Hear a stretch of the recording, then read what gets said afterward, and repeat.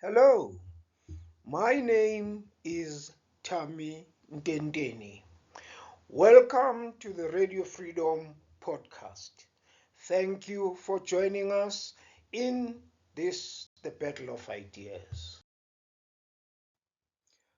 Our focus in this discussion is the use of false narratives of so-called genocide against white people in South Africa. On the 12th of May 2025, a journalist reportedly asked President Donald Trump of the United States, quote, why he created an expedited path for Afrikaners. President Trump replied, quote, because they're being killed and we don't want to see people being killed. But it's a genocide that's taking place that you people don't want to write about. Trump added, white farmers are being brutally killed and their land being confiscated in South Africa. But this story of genocide in South Africa is neither new nor recent. For a number of years now, President Trump has been obsessed with what he calls genocide and the persecution of white people in South Africa.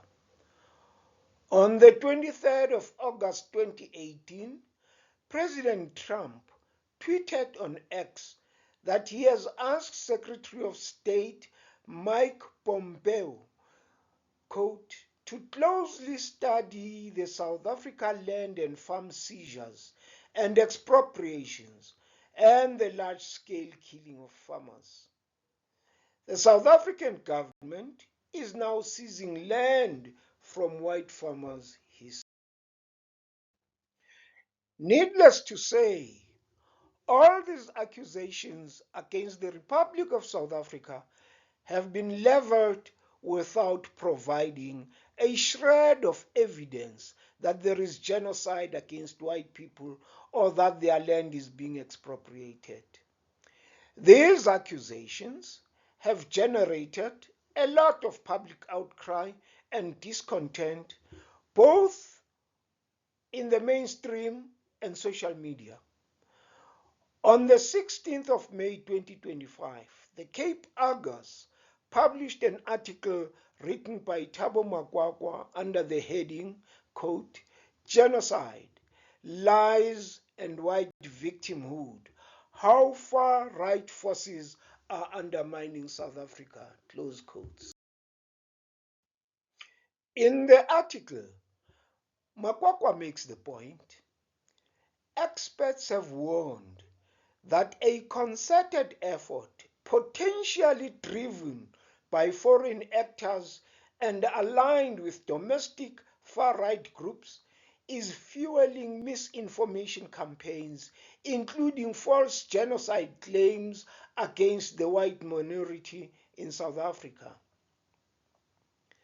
They argued that these efforts threaten South Africa's sovereignty, damage diplomatic relations, particularly with the United States, and threaten the nation's hard-won social cohesion. The question that still has to be answered is why? Questions of genocide and the expropriation of property are of such a sensitive nature that they should not be bandied around loosely in order to promote certain political agendas. This is playing around with the lives of people, the most gullible within the Afrikaner community, as reflected in the 59 white Afrikaner farmers who have accepted President Trump's offer to resettle in the United States. They are resettling in the United States as refugees, saying, quote, they are losing their land in South Africa and are targets of genocide. On assuming power for his new term, President Donald Trump took a decision to halt the arrival of all refugees coming into the United States.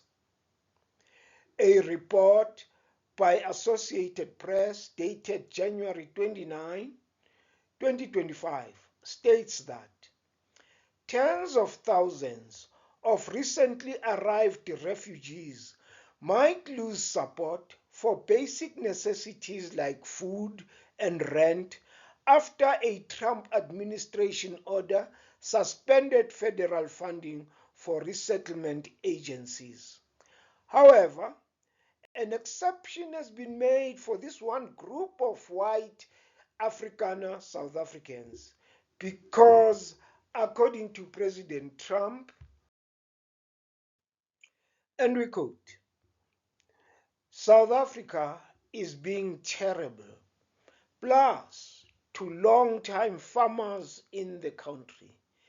They are confiscating their land and farms, and much worse than that, a bad place to be right now, and we are stopping all federal funding. Any farmer with family from South Africa, he continued, seeking to flee that country for reasons of safety will be invited into the United States of America with a rapid pathway to citizenship. This process will begin immediately.